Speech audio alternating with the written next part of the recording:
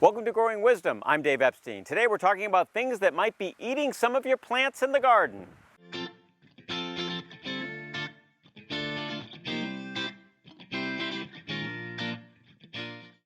So today we're going to talk about two different plants that are being eaten in my garden. One of them is in the vegetable garden, the other's in the ornamental beds.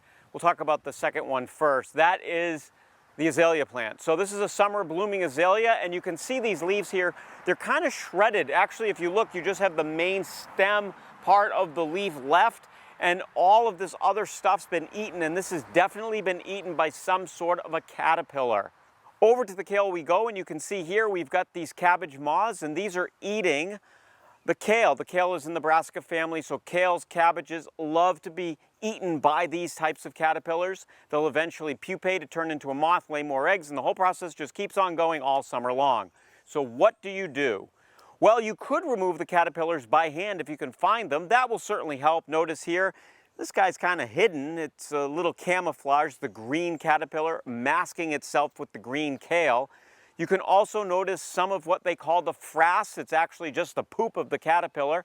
And if you see that on a plant and you don't see the caterpillar, look hard, because you can eventually find the caterpillar, as we've done here, and destroy it. Some caterpillars are certainly good. You have a monarch butterfly caterpillar or a swallowtail butterfly caterpillar, and we don't want to be killing all of those. But the things that are eating the things in my garden, I want to get rid of. So one product you can use that is approved for organic gardening is something called Spinosa. So Spinosa is the active ingredient. There's many different products out there. Here's one we have here. There's many different products out there that have the active ingredient Spinosa. You basically just want to follow the directions to mix it up. Here we're adding 4 tablespoons of this stuff per gallon and spray it on the plant. What will happen is the caterpillars will feed on the plant with the Spinosa, and eventually the caterpillar will stop feeding and then die.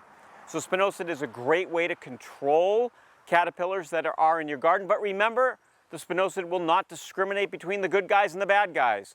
So if you do use Spinosa on something like milkweed, which I do not recommend, you would kill all the monarch butterfly caterpillars that want the milkweed. That's my point. So don't use it on plants which are hosts for good guys. Only use it on plants which are hosts for bad guys, or use it very discriminately. That will help to save our beneficial insects.